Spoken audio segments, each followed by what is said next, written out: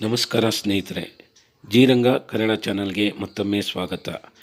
ಇವತ್ತು ನಾನು ನಮ್ಮ ಸ್ನೇಹಿತರೊಂದಿಗೆ ಹಾಸನ ಜಿಲ್ಲೆಯ ಗೋರೂರಿನಲ್ಲಿರುವ ಕೋನಾಪುರ ರಂಗನಾಥ ಸ್ವಾಮಿ ಗುಡಿಗೆ ಹೋಗ್ತಾ ಇದ್ದೀವಿ.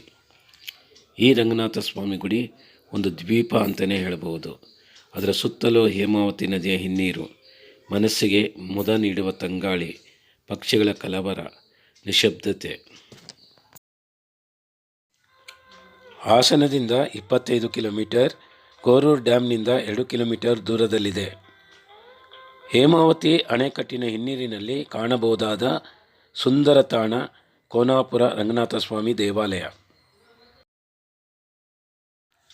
ಸ್ನೇಹಿತರೆ, ಈ ದೇವಾಲಯದ ಸುತ್ತಲೂ ಹೇಮಾವತಿ ನದಿ ಹಿನ್ನೀರು ಆವರಿಸಿರುವುದರಿಂದ ಇದೊಂದು ಪುಟ್ಟ ದ್ವೀಪವೇ ಎಂದು ಹೇಳಬಹುದು.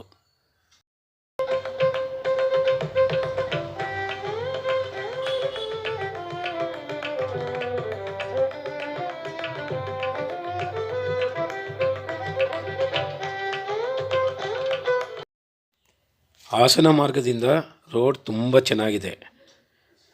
ಈ ದೇವಾಲಯದಿಂದ ಸುಮಾರು 1.25 ಕಿಲೋಮೀಟರ್ ದೂರ ರಸ್ತೆ ಸ್ವಲ್ಪ ಕಿರಿದಾಗಿದೆ. ಮೇನ್ ರೋಡ್ ತಿರುವಿನಿಂದ ಈ ದೇವಾಲಯಕ್ಕೆ ಬರುವುದೇ ಒಂದು ಸುಂದರ ಪ್ರಯಾಣ. ಸುತ್ತಲೂ ಹಿನ್ನೀರು, ಮಧ್ಯ ರಸ್ತೆ. ಈ ಸುಂದರ ನೋಟ ಎಂತಹವರನ್ನು ಮಂತ್ರಮುಗ್ಧರಾಗಿಸುತ್ತದೆ. ಮೆಟ್ಟಿಲು ಹತ್ತಿ ಮೇಲೆ ಬಂದರೆ ರಂಗನಾಥ ಸ್ವಾಮಿ ದೇವಾಲಯ. ನಾವು ಬಂದಾಗ ಬಾಗಿಲು ಹಾಕಿದ್ದರಿಂದ ನಮಗೆ ದೇವರ ದರ್ಶನವಾಗಲಿಲ್ಲ. ಈ ಸುಂದರವಾದ ತಾಣದಲ್ಲಿ ಈ ದೇವಾಲಯವನ್ನು 2021ರಲ್ಲಿ ಕಟ್ಟಲಾಗಿದೆ.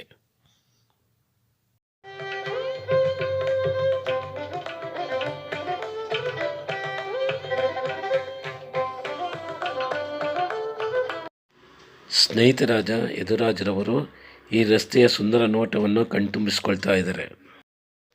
ಈ ಸುಂದರ ತಾಣದ ಪಕ್ಷಿ ನೋಟ ಬಹಳ ಸುಂದರವಾಗಿರುತ್ತದೆ. ಸತೀಶ್ರವರು ನಾನು ಇಲ್ಲೇ ಇರ್ತೀನಿ, ನೀವೆಲ್ಲ ಹೊರಡಿ ಅನ್ನೋ ರೀತಿಯಲ್ಲಿ ಕೂತಿದ್ದಾರೆ. ದೇವಾಲಯದ ಗೋಪುರ ಸುಂದರವಾಗಿದೆ.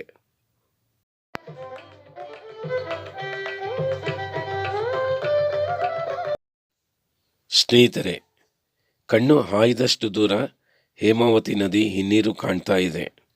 ಆದರೆ ಗಿಡಮರಗಳು ಬೆಳೆದಿರೋದ್ರಿಂದ ನಮಗೆ ಪೂರ್ತಿ ಚಿತ್ರಣ ಕಾಣಸಿಗ್ತಾ ಇಲ್ಲ.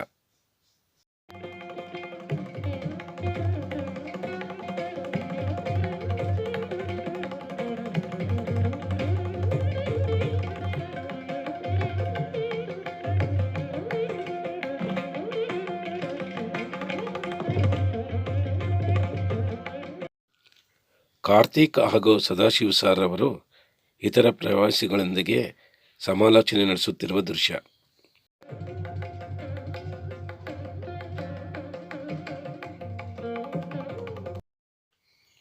ಸ್ನೇಹಿತರೆ, ತಾವು ಇಲ್ಲಿಗೆ ಬರಬೇಕಾದ್ರೆ ಗೂಗಲ್ ಸರ್ಚ್ ಮಾಡಿ ಕೋನಾಪುರ ರಂಗನಾಥ ಸ್ವಾಮಿ ಅಂತ ಹಾಕಿದರೆ ಡೈರೆಕ್ಟಾಗಿ ಇಲ್ಲಿಗೆ ಬರ್ಬೋದು.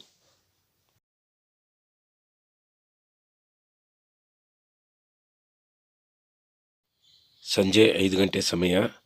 ನಾವು ಇನ್ನೂ ಬೆಂಗಳೂರು ಕಡೆ ಹೋಗಬೇಕು. ನಿಧಾನವಾಗಿ ಎಲ್ಲರೂ ಮೆಟ್ಲು ಇಳಿತಾ ಇದ್ದೀವಿ.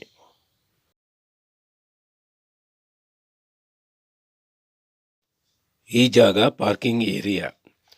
ಬಂದ ವೆಹಿಕಲ್ ಎಲ್ಲ ಇಲ್ಲೇ ಪಾರ್ಕಿಂಗ್ ಮಾಡಬೇಕು.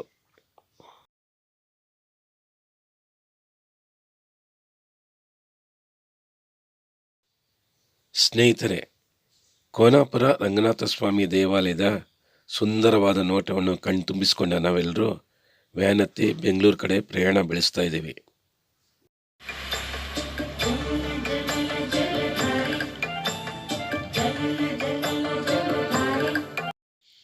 ಸ್ನೇಹಿತರೆ, ತಾವು ಎಂದಾದರೂ ಹಾಸನ ಕಡೆಗೆ ಬಂದಾಗ ಈ ಸುಂದರವಾದ ತಾಣವನ್ನು ತಪ್ಪದೇ ವೀಕ್ಷಿಸಿ ಎಂದು ಹೇಳುತ್ತಾ ಈ ವಿಡಿಯೋವನ್ನು ಮುಗಿಸುತ್ತೇನೆ.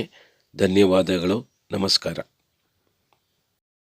ವಿಡಿಯೋ ನಿಮಗೆ ಇಷ್ಟವಾದರೆ ಲೈಕ್ ಮಾಡಿ, ಶೇರ್ ಮಾಡಿ, ಸಬ್ಸ್ಕ್ರೈಬ್ ಮಾಡಿ ಆ್ಯಂಡ್ ನೋಟಿಫಿಕೇಷನ್ ಬೆಲ್ನ ಒತ್ತಿ. ನಮಸ್ತೆ.